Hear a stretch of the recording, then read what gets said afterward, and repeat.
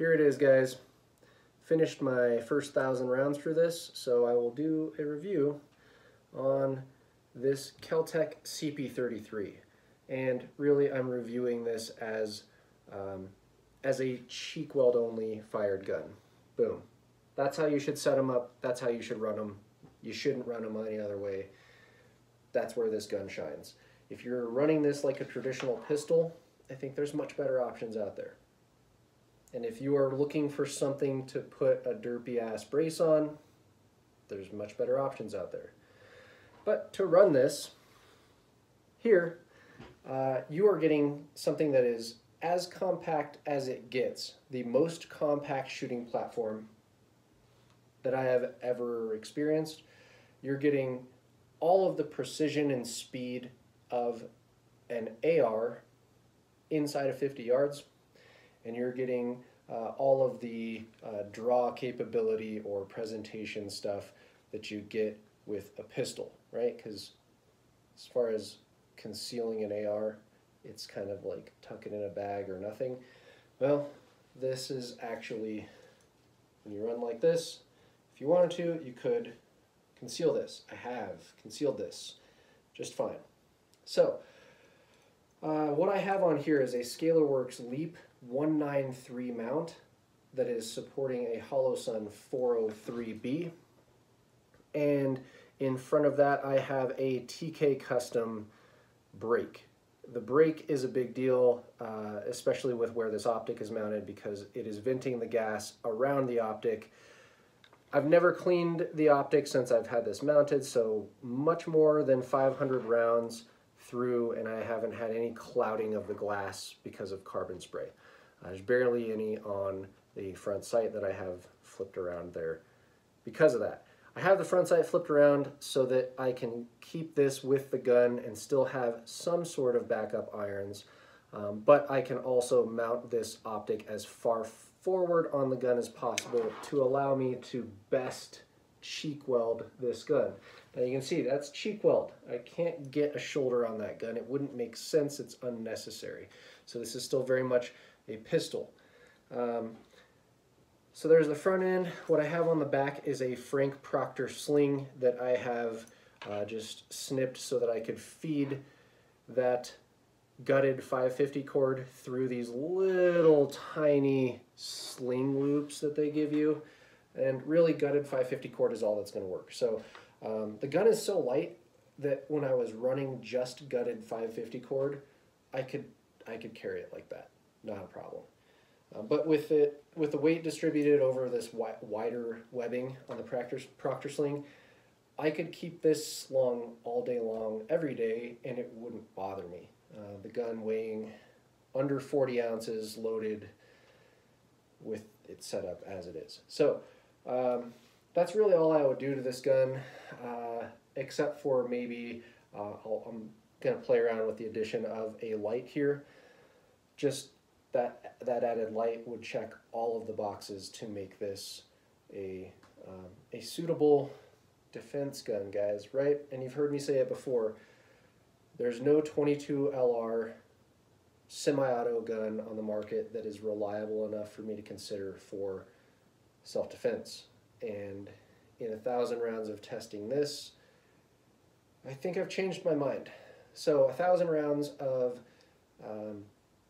Blazer 40 grain and 200 rounds of CCI Velocitor with a single gun attributable failure, which was, I went for, at that time it was just over 550 rounds without cleaning the gun, and well, the bolt failed to go into battery. It didn't strip off the round in the magazine all the way. That's it. And that was remedied by just running the little charging handle back here. So, one gun attributable failure. In the first 100 rounds, I had 3 personal failures. I say that personal failures because my failures were this. I was holding my thumb on the bolt catch, bolt release, it's something that I often do to induce failures in Glocks. Having my thumb on that slide stop or slide lock. And I did it here. I did it playing around with how I wanted to grip the gun. I did it 3 times in the first 100-ish rounds, and then I did it 1 time today in the last 200 rounds I put through the gun. And I did that again, not running differently, not running the way that I have come to love running these, but running the gun slightly different grip, and I wasn't paying attention, and I prematurely locked the bolt open. Guys, I won't hold that against the gun. So I'll say 1 real failure. 1 real failure in 1,000 rounds. Pretty ridiculous.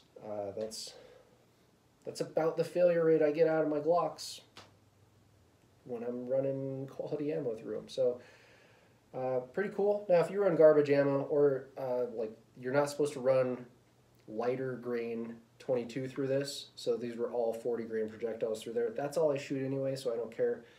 But I have seen that these have that preference. So in a buddy's gun, he has had failures with 38 grain and 36 grain.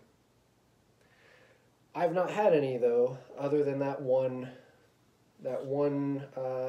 like just not quite enough energy to get the bolt back. That's stellar.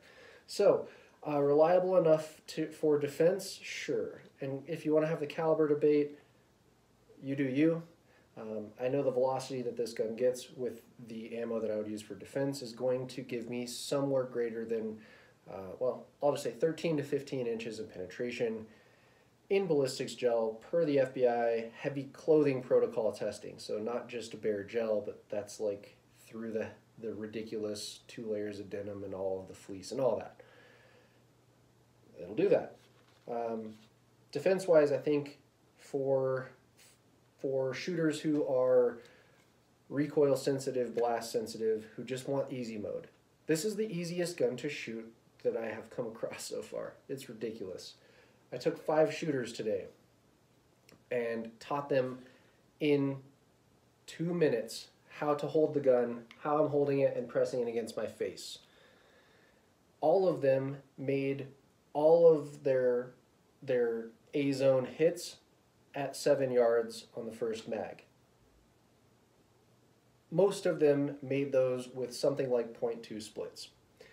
Then we took it back to 50 yards on the same 12, like 6 by 12 roughly steel, that A-zone target, and all of them continued to make more repeatable hits with this than they could with their multiple $1,000 ARs and tricked out carry pistols with optics. So that says something there. These are shooters who are anywhere ranging from like beginner level to like guys who, well, pro. So it was the fastest running platform, the most precise running platform for all of them and me. I can run this gun faster and more precisely than I can run my super fancy low mass bolt carrier gas tuned AR with or without a stock. That's huge capability there. So as far as being comfortable with calling my shot and knowing that I'm going to make my hits, this is where it's at, my preference from now on, I guess, until I find something else.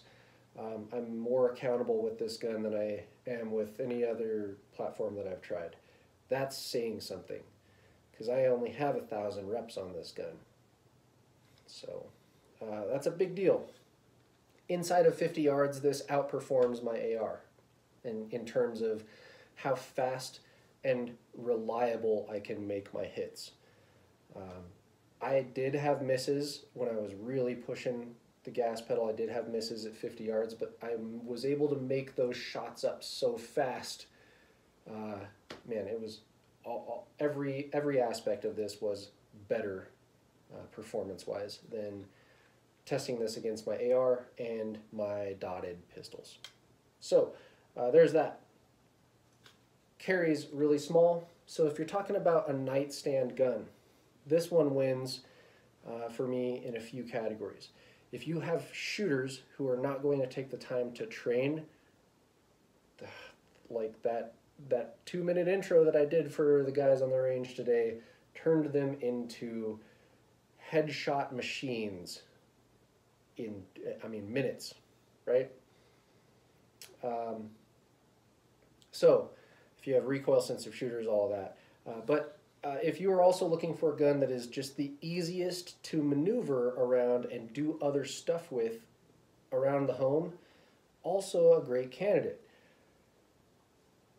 The ATF definition of pistol, right? We're always cognizant that we must be able to fire this one-handed. Well, I'm going to show you a little clip or just some photos here.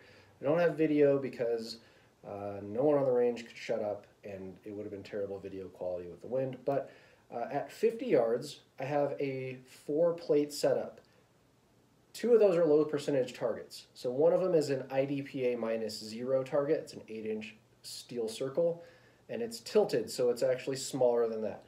The other one is a USPSA COM Alpha target, so that's the 6x12 roughly sized A-zone in their target. And the other 2 are silhouettes that are smaller than C-zone, so they're roughly 12x20 silhouettes. From the draw, and when I say the draw, I mean carrying this in like East German, like Soviet underarm crink style.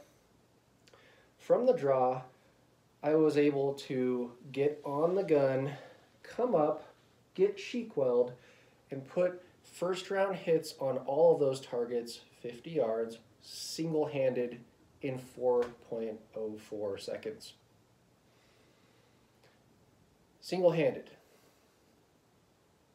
You don't match that with any other platform. I couldn't match that with any other platform with 2 hands.